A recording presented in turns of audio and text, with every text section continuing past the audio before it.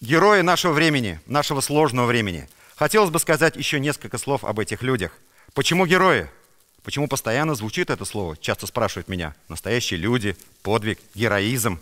Что тут, дескать, особенного, если это их обычная работа? Нет, ошибаетесь, уважаемые сограждане. Ничего обычного тут нет. Никто не вправе заставить человека надеть на себя этот костюм и идти на смертельный риск. Все дело как раз таки в том, что наши врачи делают это добровольно, осознавая свой моральный и гражданский долг.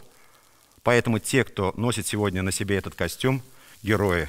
Люди, идущие на сознательный риск, зачастую наперекор мнению родных и близких, идущие на этот риск ради незнакомых им людей. Поэтому мы говорим им спасибо за то, что они, жертвуя собой, спасают нас. И я сейчас нисколько не преувеличиваю.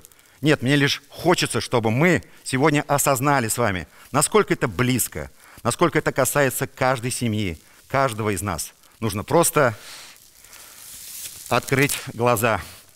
Я больше не могу работать в этом костюме, просто задыхаюсь, но я не расстаюсь со всеми мерами предосторожности. Все выпуски программы «7 дней» смотрите на YouTube-канале ТНВ.